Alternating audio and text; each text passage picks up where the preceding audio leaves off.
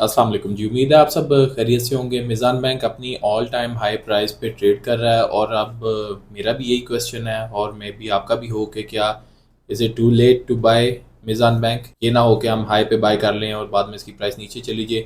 तो उस हवाले से मैंने एक ये प्रेजेंटेशन बनाई थी सारी अपनी रिसर्च करके।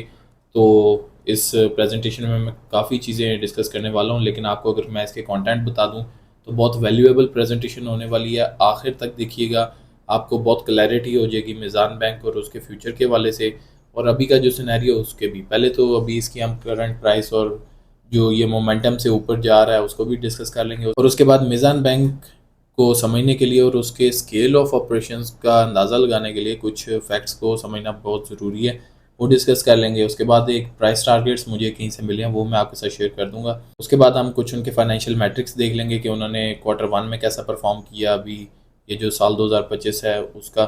और उसके बाद जो डिविडेंड इन्वेस्टर्स हैं उनके लिए कुछ हम डिस्कस कर लेंगे कि अभी मिज़ान बैंक की डिविडेंड यील्ड कैसी है। इवन उसकी प्राइस बहुत ज़्यादा बढ़ गई है, लेकिन फिर भी डिविडेंड यील्ड का क्या सिनेरियो, क्या आउटलुक है। और फाइनली फिर मैं आपको कुछ अपनी ओपिनियंस बता दूंगा मिज़ान बैंक के बारे में, कुछ मेरा थीसिस हैं और उसके साथ साथ मैं इसमें कैसे इन्वेस्ट करूंगा अगर मैं लॉन्ग टर्म करना है और अगर मैं शॉर्ट टर्म करना है, और रिस्क को मैं कैसे मैनेज करूंगा। ये सारी चीज़ें इस प्रेजेंटेशन में हम डिस्कस करेंगे। पहले तो जी अभी इसकी करंट प्राइस हम देख लेते हैं और क्या इसमें मोमेंटम है वो भी हम चेक कर लेते हैं। लेकिन ये चीज़ ध्यान में रखिएगा कि अभी ये ऑल टाइम हाई पे ट्रेड कर रहा है। पहली चीज़ ये है कि जब मैं इसकी वीडियो बना रहा था तो तब 287.29 पर शेयर इसकी प्राइस चल रही थी जिस पे ये ट्रेड हो रहा था। पिछले 3 महीनों में इसने 21.64% का इसने इंक्रीज़ दिखाया अपनी प्राइस में और एक साल का गेन इसकी प्राइस में है जी 28.24। तो this seems quite good. PSX की वेबसाइट पे अगर मैं अब आपको ले जाऊँ तो अभी जो प्राइस चल रही 286.10 है। और अगर मैं आपको 6 महीने का भी ये इसका चार्ट दिखा दूँ तो आपको आइडिया हो जाएगा कि ये अभी जिस प्राइस पे है ये ऑल टाइम हाई ही है। ईयर टू डेट भी आप देख लें, 3 साल 5 साल। तो अब बहुत सारे लोग कंसर्न होंगे कि क्या हम लॉस में तो नहीं चले जाएंगे अगर हम यहाँ पे बाई कर लें और इसकी प्राइस यहाँ से गिर जाए। तो उसी चीज़ को ही अब हम समझेंगे इस प्रेजेंटेशन में। लेकिन all in all Meezan bank की परफॉर्मेंस बहुत अच्छी रही है और जैसे जैसे इसकी प्राइस बढ़ी है इसका मार्केट कैप भी बढ़ा है और ये शो करता है कि इन्वेस्टर्स का कॉन्फिडेंस है इस कंपनी में। अच्छा जी, अब मैंने आपको पहले जिक्र किया था कि ये सारी जो सिनेरियो है इसको समझने के लिए मिज़ान बैंक के बारे में कुछ फैक्ट्स हैं उनको हमें देखना पड़ेगा। तो ये वो सेक्शन आ गया। पहली चीज़ तो जो कि मैं आपको थोड़ा क्लियर करना चाहता हूँ, मिज़ान बैंक जो है पाकिस्तान स्टॉक एक्सचेंज में 5वीं सबसे बड़ी कंपनी है बाय मार्केट कैप और अभी इसका जो मार्केट कैप चल रहा है वो 512.76 बिलियन PKR का मार्केट कैप है। और जितना मार्केट कैप ज़्यादा है इसका मतलब ये है कि उतना उसमें उस स्टॉक के अंदर इन्वेस्टमेंट ज़्यादा और इन्वेस्टर कॉन्फिडेंस इन शॉर्ट ये शो कर रहा है। और इसके साथ ही मैं आपको ये भी दिखाता हूँ कि मिज़ान बैंक से ऊपर कौन कौन सी कंपनीज़ हैं बाय मार्केट कैप। OGDC, माड़ी, बहुत बड़ी कंपनीज़ हैं, ये हम सबको ही पता है तकरीबन। UBL बाय मार्केट कैप बहुत बड़ा बैंक है। FFC and then comes Meezan bank limited, तो 5वें नंबर पे है। और ये आपने देख लिया, आपके सामने है ये सिनेरियो। अगली इंपॉर्टेंट चीज़ जो है, मिज़ान बैंक शुरू हुआ था 1997 में, लेकिन आज it has grown into one of the largest banks in Pakistan और इस्लामिक बैंकिंग में तो सबसे बड़ा है डेफिनेटली। 1052 ब्रांचेज हैं 351 सिटीज़ में और तकरीबन 1200 ATMs हैं इनके all across Pakistan. These are the scale of their operation. इतना बड़ा ये नेटवर्क चला रहे हैं बैंकिंग का और वो भी इस्लामिक शरिया कंप्लाइंट। आगे चलते हुए ये जिक्र कर दिया कि सबसे ज़्यादा शेयर है इस्लामिक बैंकिंग में इसका मिज़ान बैंक का, उसके बाद FABL का है, फैसल बैंक का, उसके बाद बैंक अल इस्लामी पाकिस्तान लिमिटेड BIPL उसका टिकर सिंबल है। और एक और चीज़ जो कि हमें ज़हन में रखनी चाहिए, मिज़ान बैंक लिमिटेड के 4 ट्रिलियन PKR के एसेट्स हैं। That's a huge number. और जो रोशन डिजिटल अकाउंट्स हैं उसमें भी ये मार्केट लीडर है और जो बाहर से लोग पाकिस्तान पैसा भेजते हैं रोशन डिजिटल अकाउंट में या उसमें इन्वेस्टमेंट करते हैं, 27% मार्केट शेयर उसका मिज़ान बैंक के पास है। और अब मैं आपको ये बता दूं कि ये सारे मैं फैक्ट्स आपको कहाँ से बता रहा हूँ। ये इनकी एक क्वार्टरली रिपोर्ट थी जो कि अभी पहले क्वार्टर की थी साल 2025 की, उसमें से ये सारा कुछ मैं लिया। ये अगर मैं आपको दिखाऊं तो ये फर्स्ट क्वार्टरली रिपोर्ट ये 31 मार्च को इन्होंने ये पब्लिश किया है। इधर से ये सारा मैंने डाटा कंडेंस करके उधर डाला। सारा अभी डिटेल में नहीं है, अलबत्ता ये है कि जो इम्पोर्टेंट चीज़ें थी इस प्रेजेंटेशन के लिए, उनको समझने के लिए जो डाटा है वो यहाँ से मैंने लिया। आगे चलते हुए जी प्राइस टारगेट की कुछ डिस्कशन कर लेते हैं। वैसे मैं कोई बाय सेल कॉल्स तो नहीं देता, लेकिन बात यह है कि मैंने आज जो एक प्लेटफॉर्म है ट्रेडिंग व्यू, उसको मैंने ओपन करके देखा था, तो उसके अंदर कुछ प्राइस टारगेट्स आए थे। मैं सोचा आप लोगों के साथ डिस्कस कर दूं, अगर कोई इंटरेस्टेड है इसमें तो वो जो ये वेबसाइट है ट्रेडिंग व्यू उसको भी देख सकता है। अब आप देखें जी, ये मैं ट्रेडिंग व्यू वेबसाइट है उस पर मैं चला गया हूँ और मीज़ान बैंक का ये जो टिकर सिंबल है इसके ऊपर मैं हूँ। इधर आपने जो आना है, आपने यहाँ पे फोरकास्ट वाले सेक्शन पे आना है। यहाँ पे जब आप आ जाएंगे तो इधर आप देखें, ये इधर लिखा है the 3 analyst offering 1 year price forecast for Mizan Bank Limited have a maximum estimate of 356। इसका मतलब ये है कि जो फॉरकास्ट किया गया है, जो 3 एनालिस्ट हैं, actually I am not believing that, मैं ये इसको बिलीव नहीं कर रहा, क्योंकि I am investing in it for the long term, तो मुझे इस चीज़ का इतना कोई इट डजेंट अफेक्ट मी। लेकिन ये वाली जो चीज़ें मैं उनके लिए बता रहा हूँ जो स्विंग ट्रेड्स कर रहे होते हैं या जो डे ट्रेडिंग करते हैं। तो खैर 1 साल के लिए जो प्राइस फोरकास्ट ये इधर दे रहे हैं 356 की है, तो जो कि अभी की प्राइस से 24% का गेन है। इसका मतलब ये है कि अगर कोई बिलीव करता है कि ये हो सकता है तो उसको 24.1% का उसे फ़ायदा हो सकता है 1 साल के अंदर, इन केस कि आप इसको बिलीव करें कि ये ठीक फोरकास्ट हो सकती है। और एवरेज दे रहे हैं जी 322 तक की, जो कि 12% इंक्रीज़ है, और मिनिमम ये कह रहे हैं कि 275 तक भी जा सकता है। और इसकी जो पिछले दिनों से की मूवमेंट है वो तकरीबन इधर से ही स्टार्ट हुई है 275 से। तो आगे चलते हुए मैं आपको अपना भी इन्वेस्टमेंट प्लान बता देता हूँ, आप लोगों के साथ मैं शेयर कर देता हूँ। उसके बाद हमें ना मीज़ान बैंक के कुछ फाइनेंशियल मैट्रिक्स को हमें देखना पड़ेगा। अब जी ये जो फाइनेंशियल डाटा है ये मैंने इनकी Q1 की जो रिपोर्ट है उससे लिया है 2025 के, वहाँ से। तो पहली चीज़ जो देखने वाली है, ये इनका जो प्रॉफिट आफ्टर टैक्स है ये तकरीबन 25,000 को टच कर रहा था पिछले साल पहले क्वार्टर में, और इस साल 22,000 पे है।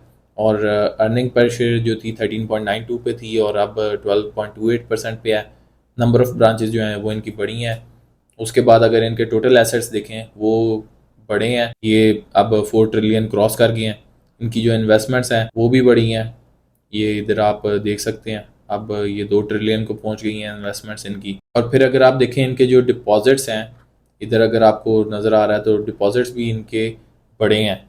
और उसके साथ साथ ADR जो है, ADR लास्ट ईयर 60.2% थी पहले क्वार्टर में, और इस साल पहले क्वार्टर में 50.1%। तो जो गवर्नमेंट का है, जो मिनिमम लिमिट सेट की हुई है वो 50% है। एनीवेज अगर देखा जाए तो बैंक की जो है परफॉर्मेंस बहुत अच्छी है ओवरऑल। ये नहीं कहा जाएगा कि ये ख़राब परफॉर्मेंस है, लेकिन अलबत्ता पिछले साल जो इंटरेस्ट रेट जो चल रहे थे मार्केट में, उस वजह से सारे बैंक्स की अर्निंग्स बहुत ज़्यादा थी। तो जो इस्लामिक फाइनेंसिंग में जो प्रॉफिट रेट होता है वो भी जो प्रिवेलिंग पॉलिसी रेट होता है उसके करीब करीब ही होता है। तो एक चीज़ जो देखने वाली है वो ये है कि जो एडवांस टू डिपॉजिट रेशियो है वो 50.1% है इस क्वार्टर में। खैर ये जो थ्रेशोल्ड लिमिट है उसको टच कर रहा है, इसको देखना चाहिए, लेकिन डेफिनेटली अच्छा बैंक है, ये इस चीज़ को कवर करेगा। तो ये इसकी फाइनेंशियल परफॉर्मेंस थी। इवन जब पॉलिसी रेट कम भी हो रहे हैं, ये जो बैंक है ये अच्छे रिजल्ट्स दे रहा है। और उसके बाद अब इसकी डिविडेंड यील्ड का हम थोड़ा हिसाब लगा लेते हैं कि जो डिविडेंड इन्वेस्टिंग करते हैं जैसे कि मैं भी, तो उस हवाले से हमारे लिए क्या आउटलुक है। डिविडेंड यील्ड को समझने के लिए हमें फिर सरमाया की ये वेबसाइट में यूज़ कर रहा हूँ, इधर हमें देखना पड़ेगा। पहली चीज़ तो ये कि अर्निंग पर शेयर जो है 54.72 रुपीज़ थी इनकी, और डिविडेंड यील्ड ये शो कर रहा है 11.32%। इवन आप देख लें प्राइस जितनी बढ़ती है तो डिविडेंड यील्ड कम हो जाती है अगर डिविडेंड ना बढ़े। लेकिन अलबत्ता ये है कि अभी भी काफ़ी लुक्रेटिव है। डिविडेंड इन्होंने दिया 28 रुपीज़ का, जो अर्न किया 54 उसमें से।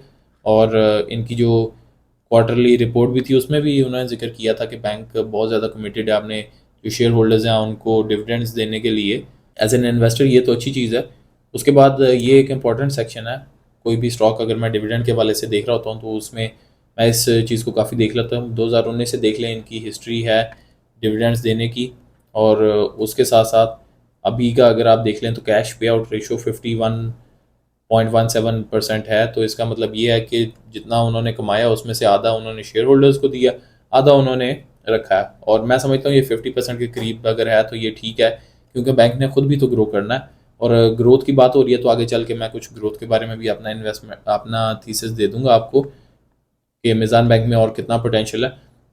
और डिविडेंड यील्ड आप देखें तो पिछले 2023 से 12 से थोड़ा ऊपर थी, फिर अभी जो चल रही 11.32% तक है। लेकिन यह है कि डिविडेंड इन्होंने कंसिस्टेंटली दिए हैं और पिछले 2-3 सालों में डिविडेंड्स बहुत अच्छे दिए हैं। तो इस लिहाज से अगर अभी की भी प्राइस है उस पर भी अगर कोई डिविडेंड के लिए इन्वेस्ट कर रहा है तो ये उस हिसाब से बहुत मेरा ख्याल है ठीक है।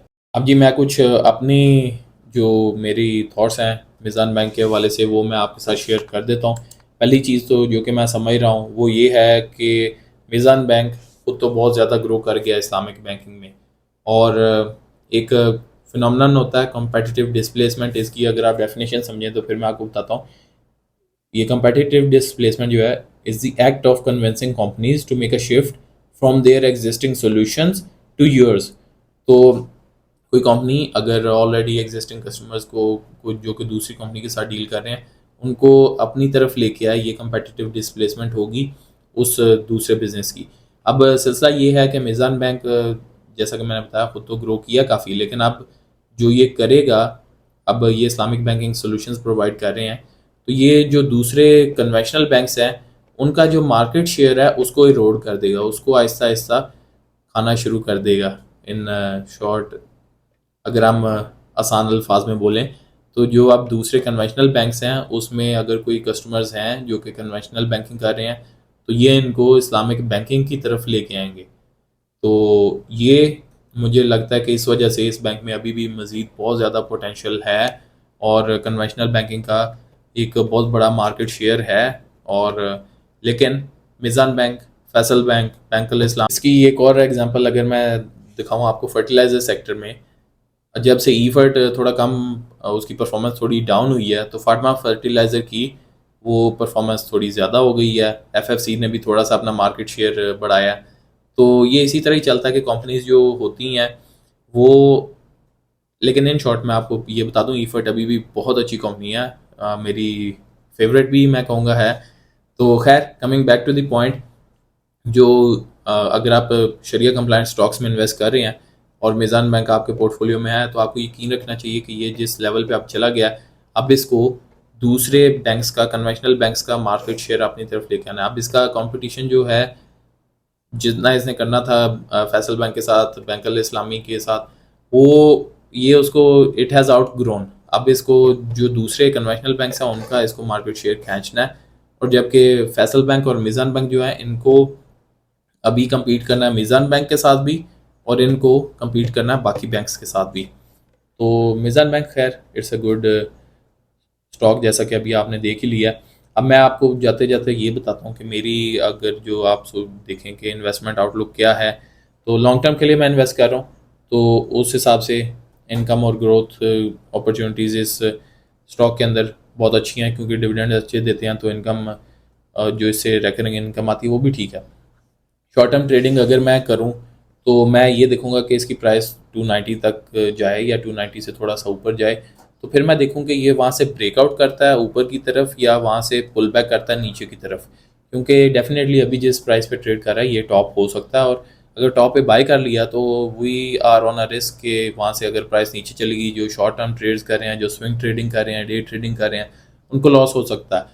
और रिस्क मैनेजमेंट आप कैसे कर सकते हैं, ये जो रिस्क मैनेजमेंट है ये लॉन्ग टर्म अगर आप इन्वेस्टर हैं तब आपको इसका बेस्ट फ़ायदा हो सकता है। एक्सपोजर अपने को बैलेंस कीजिए और बैंकिंग सेक्टर में भी आप डाइवर्सिफाई करें। आपने देखा है बहुत सारे अच्छे बैंक्स हैं जो कि अच्छे परफॉर्म कर रहे हैं, यूबीएल है, एचबीएल है, एमसीबी है। लेकिन अगर आप सिर्फ शरिया कंप्लाइंट में करते हैं तो आपके पास दूसरी ऑप्शन है फैसल बैंक, मिज़ा बैंक अल इस्लामी पाकिस्तान लिमिटेड वो भी है। तो आपने रिस्क को आपने मैनेज करना और दूसरे सेक्टर्स में भी इन्वेस्ट करें। अलबत्ता बैंकिंग सेक्टर के डिविडेंड्स बहुत अच्छे होते हैं, लेकिन अपने रिस्क को मैनेज करने के लिए आपको दूसरे सेक्टर्स में भी इन्वेस्ट करना है। तो दैट्स माय इन्वेस्टमेंट आउटलुक। और फाइनली अभी जाते हुए कमेंट्स में आप लाजमी बताइएगा कि आपको अगर ये वीडियो वैल्यूएबल लगी। और अपना समराइज़ कर दूं तो मुझे लगता है कि मिज़ान बैंक में बहुत ज़्यादा पोटेंशियल है, इतना है कि हम इमेजिन नहीं अभी कर सकते। लेकिन द बेस्ट थिंग इज़, अगर आपने इसमें बाय करना है तो आप कॉस्ट एवरेजिंग करते जाएं, आहिस्ता आहिस्ता करते बाय करते जाएं। और नीचे कमेंट्स में मुझे लाजमी बताइएगा कि आपकी जो एवरेज बाइंग प्राइस है मिज़ान बैंक की वो कितनी है। पहले कमेंट में मैं अपनी भी एवरेज बाइंग प्राइस लिख दूंगा। वीडियो यहाँ तक देखी तो आपका बहुत शुक्रिया, और I really need your support going forward, and finally stay blessed ji.